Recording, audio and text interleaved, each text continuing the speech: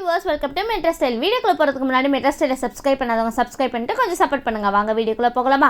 கார்த்தி ரேவதி சீரியலில் என்ன நடந்துட்டு இருக்குன்னு பார்க்கலாமா? உடனே சந்திரகலா வந்து ஈஸ்வரி கிட்ட சொல்றாங்க, அக்கா இந்த விஷயத்த அப்படியே விட்டுறலாம். அந்த மாலைக்குள்ள தாலி இருக்கிற விஷயம் நம்மளை தவிர வேற யாருக்குமே தெரியாது, அந்த கார்த்திக்கும் தெரியாம தான் போட்டிருக்கான், அதனால இந்த விஷயத்த அப்படியே தயவு செய்து விட்டுரு அப்படின்னு சொல்லிட்டு இருக்காங்க சந்திரகலா. கார்த்திகா எதுவும் தெரியாதுன்னு நினைக்கிறீங்க? நம்ம கார்த்திக்கு எல்லா விஷயமே நல்லாவே தெரியும். தெரிஞ்சுதான் இந்த மாலையை ரேவதி கழுத்திலே போட்டிருக்காரு கார்த்தி. உடனே சந்திரகலா வந்து ஈஸ்வரி கிட்ட சொல்றாங்க, ஈஸ்வரி நீ ஃபர்ஸ்ட் ரேவதி கழுத்துல இருந்து மாலையை கழட்ட சொல்லு அப்படின்னு சொல்லிட்டு இருக்காங்க. உடனே ஈஸ்வரி வந்து ரேவதியை பார்த்துட்டு, ரேவதிமா மாலை போட்டு இருந்தது போதும், அதை கழட்டுமா அப்படின்னு சொல்லிட்டு இருக்காங்க. உடனே கார்த்தி வந்து ரேவதியை பார்த்து சொல்றாங்க, ரேவதி இருங்க கழட்டாதீங்க.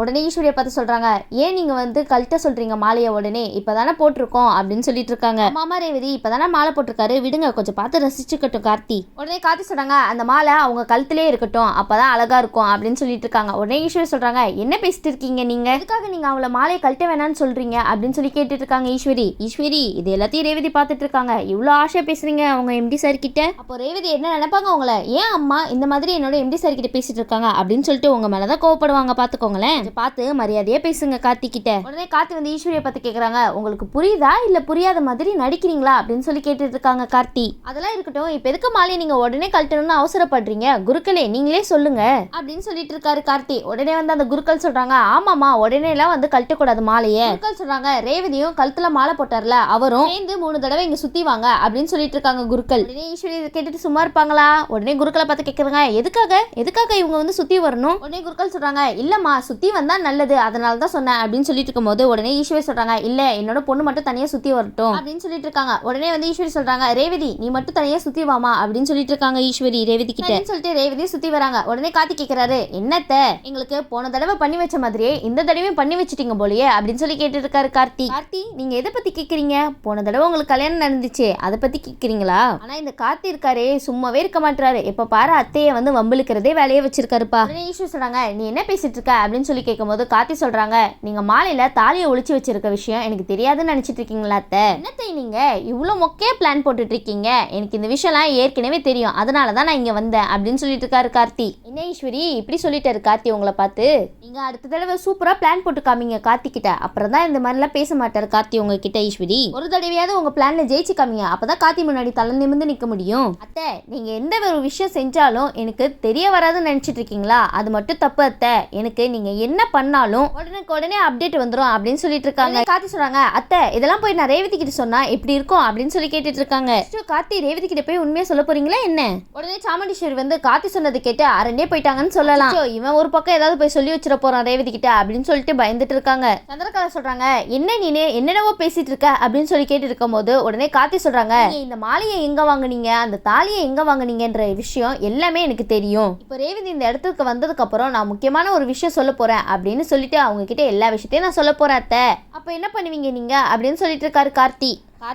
அத்தைக்கே பிளாக்மெயிலா? உடனே கார்த்தி சொல்றாங்க, இந்த விஷயத்தை இந்த இடத்துல உடைக்கிற ரேவதி முன்னாடி அப்படின்னு சொல்லிட்டு இருக்காங்க. என்னத்தை என்ன நீங்க வந்து இலக்காரமா நினைச்சீங்களா? நான் சொல்ல மாட்டேன்னு நினைக்கிறீங்களா அப்படின்னு சொல்லிட்டு இருக்காரு கார்த்தி.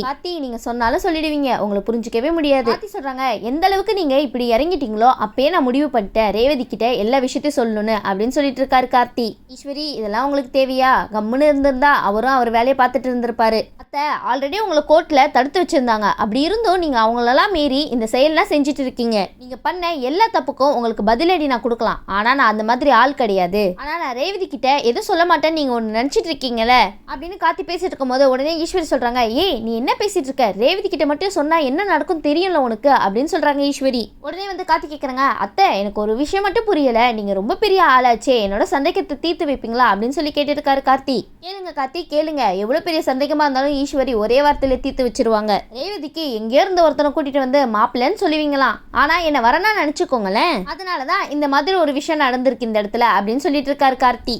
நிஜமாவே நீங்க ரேவதிக்கு கடவுள் கொடுத்த வரம் தான், அதை யாருனாலையும் மாத்த முடியாது. உடனே சந்திரகலா சொல்றாங்க, அக்கா அவன் ஏற்கனவே நம்மள சும்மா விட மாட்டான், இப்ப இந்த மாதிரி வேற நடந்துருச்சு, இனி அமைதியா இருப்பான்னு நினைக்கிற அப்படின்னு சொல்லி கேட்டுட்டு இருக்காங்க சந்திரகலா. சந்திரா உங்களுக்கு புரியுது, ஆனா ஈஸ்வரிக்கு புரிய மாட்டேங்குதே. உடனே ராஜராஜன் ஈஸ்வரியை பத்தி கேக்குறாங்க, ஏன் ஈஸ்வரி இந்த மாதிரி மட்டும் நடந்துச்சுன்னு ரேவதிக்கு தெரிஞ்சா அப்ப நீ என்ன பண்ணுவ அப்படின்னு சொல்லி கேட்டுட்டு இருக்காங்க. அப்ப மட்டும் என்ன பண்ணுவாங்க, ஏதாவது சொல்லி சமாளிப்பாங்க. சாதிப்பாங்க. உடனே ராஜராஜன் சொல்றாங்க, மாப்பிள்ள நீங்க சொல்றீங்களோ இல்லையோ நானே போய் சொல்லலான்னு இருக்கேன், நீங்க என்ன நினைக்கிறீங்க இதை பத்தி அப்படின்னு சொல்லி கேட்டுட்டு இருக்காங்க. அவங்க ஈஸ்வரி அவங்களை விட்டுருங்க, ரவுண்டு கட்டில அடிக்கிறீங்க. உடனே ஈஸ்வரி மனசுக்குள்ள நினைக்கிறாங்க, அந்த டிரைவர் பெயரோட சேர்ந்துட்டு என்னையே நீங்க இது பண்றீங்களா அப்படின்னு சொல்லி நினைச்சிட்டு இருக்காங்க. உடனே ராஜராஜன் சொல்றாங்க, எனக்கு இப்பதான் மாப்பிள்ள ஒரு விஷயம் ஞாபகம் வருது, அப்பவே ஈஸ்வரி கிட்ட கேட்டேன், அந்த மாலையை கூட நான் கொஞ்ச நேரம் வச்சிருக்கேன் அப்படின்னு சொல்லி கேட்டேன் மாப்பிள்ள, ஆனா அவ வந்து தரமாட்டேன்னு சொல்லிட்டா, அந்த மாலையை என் கையில கொடுக்கறதுக்கு அவ்வளவு யோசிச்சா அப்படின்னு சொல்லிட்டு இருக்காங்க ராஜராஜன். எப்படி தருவாங்க ராஜராஜன், அதுக்குள்ளதான் தாலி இருக்கே, உங்ககிட்ட கொடுத்துட்டா நீங்க தடுத்துருவீங்களோ என்னவோ நினைச்சுதான் அவங்க உங்ககிட்ட கொடுக்கல. ராஜராஜன் கார்த்திகிட்ட சொல்றாங்க, சரி மாப்பிள்ள பொறுத்ததான் பொருத்தம், 3 தடவை சுத்தி வரட்டும் ரேவதி, நம்ம வந்து இந்த விஷயத்த சொல்லலாம் அப்படின்னு சொல்லிட்டு இருக்கும் போது அதுக்கு கார்த்தி சொல்றாங்க, ஆமா அவ்வளவு நேரம்லாம் வெயிட் பண்ண முடியாது அப்படின்னு சொல்லிட்டு இருக்கும் போது உடனே ரோகிணியும் மயில் வாகனமும் இதை பத்தி எல்லாம் பேசிட்டு இருக்காங்க. ரேவதி ஒரு தடவை சுத்தி வந்ததுக்கு அப்புறம் ஈஸ்வரிய பத்தி கேக்குறாங்க, என்னம்மா அப்படின்னு சொல்லி கேட்டுட்டு இருக்காங்க. உடனே வந்து ஈஸ்வரி சொல்றாங்க, அதெல்லாம் ஒண்ணு இல்லம்மா, நீ சுத்தி வாமா, இப்போதைக்கு எது பேச வேணாம் அப்படின்னு சொல்லிட்டு இருக்காங்க. ஈஸ்வரி ஏதோ சொல்லி சமாளிச்சுறாங்கப்பா, ஆனா ஈஸ்வரி சமாளிக்கிறதுல உங்களை அடிச்சுக்க முடியாது. ஈஸ்வரி சொல்றாங்க, நீ அந்த மாலையை மட்டும் கழட்டிடாதம்மா, நான் வந்து உங்ககிட்ட கொஞ்சம் பேசணும் அப்படின்னு சொல்லிட்டு இருக்காங்க. உடனே ரேவதியும் சரிமா அப்படின்னு சொல்லிட்டு மறுபடியும் சுத்த ஆரம்பிச்சிடுறாங்கப்பா. ஈஸ்வரி வந்து ராஜராஜன் கிட்ட கேக்குறாங்க, ஏங்க நம்ம பொண்ணோட வாழ்க்கையில விளையாடுறீங்களா அப்படின்னு சொல்லி கேட்டு இருக்கும் போது உடனே ராஜராஜன் சொல்றாங்க, என்ன நான் விளையாடுறேனா இல்ல நீ விளையாடுறியா, நீ இந்த அளவுக்கு இறங்கிட்ட, நான் அதை பார்த்துட்டு சும்மா இருப்பேன்னு நினைச்சேன் ஈஸ்வரி அப்படின்னு சொல்லி கேட்டிருக்காங்க ராஜராஜன். ராஜராஜன் உங்களுக்கு இவ்வளவு கோபம் வருமா ஈஸ்வரி, நீ ரொம்ப ஓவரா ஆடிட்ட, இந்த ஆட்டத்தை நான் முடிவு கட்டுறேன் பாரு அப்படின்னு சொல்லிட்டு இருக்காங்க ராஜராஜன். ராஜராஜன் இது உங்ககிட்ட இருந்து எதிர்பார்க்கவே இல்லை. உடனே எல்லாரும் கூடி பேசிட்டு இருக்காங்க, பாத்தீங்களா இதுதான் எங்களுக்கு கிடைச்ச வெற்றி, எல்லாத்தையுமே தப்பான வழியில கொண்டு போற உங்களுக்கு இதுதான் லாஸ்ட்ல கதி அப்படின்னு சொல்லிட்டு இருக்காங்க. என்ன ஈஸ்வரி இப்படி ஆயிடுச்சு. உடனே கார்த்தி வந்து ராஜராஜனை கூப்பிட்டு சொல்றாங்க, மாமா அவங்கள மிரட்டின வரைக்கும் போதும், இப்போதைக்கு ரேவதி கிட்ட நம்ம எதுவும் சொல்லிக்க வேணாம், நான் நேரம் வரும்போது சொல்லிக்கிறேன் அப்படின்னு சொல்லிடுறாரு கார்த்தி. ஏன் கார்த்தி ஏன் வேணான்னு சொல்றீங்க, சொல்லட்டுமே ராஜராஜன். நம்ம ஈஸ்வரிக்கும் சந்திரகலாக்கும் மனசுக்குள்ள ரொம்பவே பயம்னு சொல்லலாம். கார்த்தி டிரைவர் பையன் எல்லாம் உண்மையை சொல்லிடுவானா அப்படின்னு சொல்லிட்டு பக்கு பக்குன்னு நிக்கிறாங்கப்பா 3 பேரும். இன்னொரு பக்கம் ரேவதி வந்து யோசிச்சுட்டு இருக்காங்க, கார்த்தியை எப்படியாவது நம்ம இம்ப்ரெஸ் பண்ணோம் அப்படின்னு சொல்லிட்டு நினைச்சிட்டு இருக்காங்க ரேவதி. கார்த்தி ஆல்ரெடி உங்க மேல இம்ப்ரெஸ் ஆயிட்டாரு, இதுக்கு மேலே இம்ப்ரெஸ் ஆகணுமா என்ன. அப்ப ரேவதி வந்து ஒரு திட்டம் போடுறாங்க, சரி இங்க இருந்து யாரையாவது ஒருத்தவங்களை கூப்பிட்டு நம்மள வந்து கிண்டல் பண்ற மாதிரி பண்ண வச்சு கார்த்தி சார வெறுப்பேத்தலாம், அப்ப அவர் டென்ஷன் ஆகி அவர் அடிச்சாலோ இல்ல வேற ஏதாவது பண்ணாலோ கண்டிப்பா அவருக்கு நம்ம மேல லவ் இருக்கா அப்படின்னு சொல்லிட்டு ஒரு ஆளை ஏற்பாடு பண்றாங்க ரேவதி. இதை நீங்க ஒரு ஆள் வச்சுதான் டெஸ்ட் பண்ணுமா என்ன, உங்களுக்கே தெரியலையா அவர் உங்களை லவ் பண்றாருன்னு. சரின்னு சொல்லிட்டு ரேவதியும் ஒரு ஆளை வந்து ஏற்பாடு பண்ணிடுறாங்க. அந்த ஆளும் ரேவதியை பார்க்க டைரக்டா கோயிலுக்கு வந்துடுறாங்க. உடனே அந்த ஆள் வந்து ரேவதி கிட்ட கேக்குறாங்க, நீங்க தான் என்ன வர சொன்னீங்களா அப்படின்னு சொல்லி கேட்கும்போது ரேவதி கேக்குறாங்க, நீங்க யாரு அப்படின்னு சொல்லி கேக்குறாங்க. என்ன ரேவதி அதுக்குள்ள மறந்துட்டீங்களா, நீங்க தானே அவரை ஏற்பாடு பண்ணீங்க. அவர் சொல்றாரு, நீங்க தானே மேடம் என்ன கூப்பிட்டீங்க அப்படின்னு சொல்லிட்டு இருக்கும்போது ரேவதி வந்து ஆமால சாரி சார் அப்படின்னு சொல்லிட்டு நீங்க வந்து நான் சொல்ற மாதிரியே பண்ணணும் அப்படின்னு சொல்லிட்டு இருக்காங்க ரேவதி. உடனே அந்த ஆள் வந்து ரேவதி கிட்ட சொல்றாங்க, அதெல்லாம் சிறப்பா பண்ணிடலாமா, என்ன பண்ணணும் மட்டும் சொல்லுங்க, என்னோட பெர்ஃபார்மன்ஸ் எப்படி மட்டும் பாருங்க அப்படின்னு சொல்லிட்டு இருக்காங்க. உடனே ரேவதி வந்து அவங்க கிட்ட சொல்றாங்க, இங்க பாருங்க என்னோட பிளானை நல்லா கேட்டுக்கோங்க, நான் அவர்கிட்ட நின்று கேஷுவலா பேசிட்டு இருப்பேன், அப்போன்னு பார்த்து நீங்க என்கிட்ட வந்து வம்பு இழுக்கணும் அப்படின்னு சொல்லிட்டு இருக்காங்க ரேவதி. உடனே வந்து அவரும் சரி மேடம் நீங்க சொன்ன மாதிரியே பண்ணிடலாம் அப்படின்னு சொல்லிட்டு எல்லா பிளானுக்கும் ரெடி ஆயிட்டு இருக்காங்க ரேவதியும் அந்த ஆளும். உடனே ரேவதி வந்து கார்த்திகிட்ட போயிட்டு, சார் நான் உங்ககிட்ட ரொம்ப முக்கியமான ஒரு விஷயம் பேசணும், நம்ம அங்க தனியா போய் பேசலாமா சார் அப்படின்னு சொல்லிட்டு கோவிலுக்குள்ளேயே ஒரு இடத்துக்கு கூட்டிட்டு போறாங்க ரேவதி கார்த்தி கேக்குறாங்க, சொல்லுங்க ரேவதி ஏதோ தனியா பேசணும் சொன்னீங்களே என்ன பேசணும் அப்படின்னு சொல்லி கேட்டு இருக்கும் போது ரேவதி ஏற்பாடு பண்ண அந்த ஆள் வந்து கலாட்டா பண்றாங்க ரேவதி கிட்ட. உடனே அந்த ஆள் வந்து ரொம்ப ராங்கா பேச ஆரம்பிச்சிடாரு ரேவதி கிட்ட, என்னமா கொஞ்சம் தள்ளி நில்லுமா, சிலை எது பொண்ணு எதுன்னு எனக்கு டவுட் ஆகுது அப்படின்னு சொல்லிட்டு இருக்காரு. அச்சோ உங்களுக்கு நேரம் சரியில்லைன்னு நினைக்கிறேன், யார் முன்னாடி என்ன பேசிட்டு இருக்கீங்க.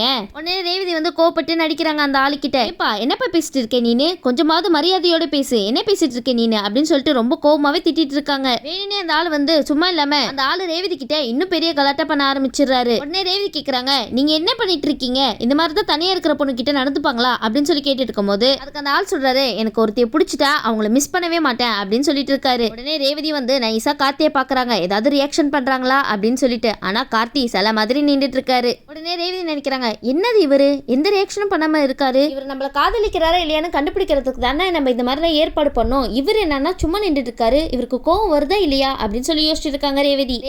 நீங்க நடிக்கிறீங்கன்னு நல்லா எங்களுக்கே தெரியுது, கார்த்திக்கு தெரியாதா என்ன, அவர் புத்திசாலி, அவர் யாராவது ஏமாத்த முடியுமா. உடனே ரேவதி வந்து அந்த ஆள் கிட்ட சொல்றாங்க, அண்ணா பர்ஃபார்மன்ஸ் இன்னும் பத்தலண்ணா இன்னும் கொஞ்சம் ஏத்துங்க அப்படின்னு சொல்லிட்டு இருக்காங்க. உடனே அந்த ஆள் சொல்றாங்க, என்ன பாப்பா என்ன பிடிச்சிருக்கா உனக்கு, கல்யாணம் பண்ணிக்கிறியா அப்படின்னு சொல்லி கேக்குறாங்க. உடனே ரேவதி சொல்றாங்க, அச்சோ என்னன்னா நீங்க இப்படி கேக்குறீங்க, அவர் கேட்க வேண்டிய கேள்விலாம் நீங்க கேட்டுட்டு இருக்கீங்களே அப்படின்னு சொல்லி ரேவதி ஒரு பக்கம் சொல்லிட்டு இருக்காங்க. இதை கேட்ட கார்த்தி ஒரே சிரிப்பு தான், என்ன ரேவதி நீங்க இப்படி சொதப்புறீங்க.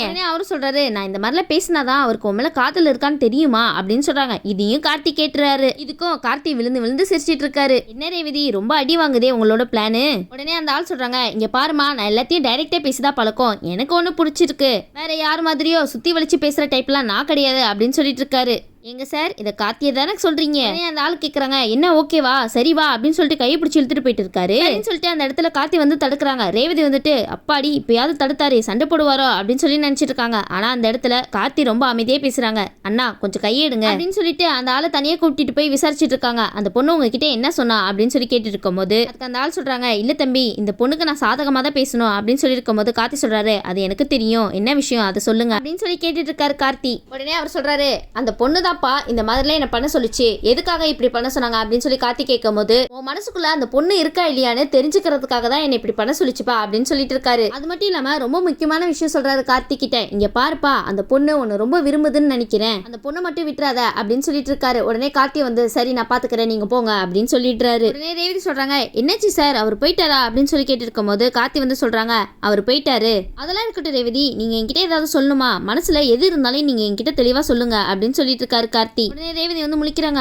அதெல்லாம் ஒன்றும் இல்லையே சார் அப்படின்னு சொல்லிட்டு இருக்கும் போது உடனே வந்து கார்த்தி சொல்றாங்க, அவர் என்கிட்ட எல்லா உண்மையை சொல்லிட்டாரு அப்படின்னு சொல்லும் போது ரேவதி வந்து வெக்கப்பட்டுட்டு அச்சுச்சோ நானே சொல்லணும்னு நினைச்சேனே அவரே சொல்லிட்டாரா அப்படின்னு சொல்லி வெக்கப்படுறாங்க ரேவதி. ரேவதி எப்படியோ ரூட் கிளியர் ஆயிடுச்சு, எப்படி சொல்லலான்னு தயங்கிட்டு இருந்தீங்களே எப்படியாவது சொல்லிடுங்க உங்க காதலை. சரிங்க வெயிட் பண்ணி பார்க்கலாம் ரேவதி வந்து அவங்க காதலை சொல்றாங்களா இல்லையான்னு. இந்த வீடியோ உங்களுக்கு பிடிச்சிருந்துச்சுன்னா மறக்காம மெட்ராஸ் ஸ்டைல லைக் பண்ணுங்க, ஷேர் பண்ணுங்க, சப்ஸ்கிரைப் பண்ணிடுங்க. தேங்க்யூ.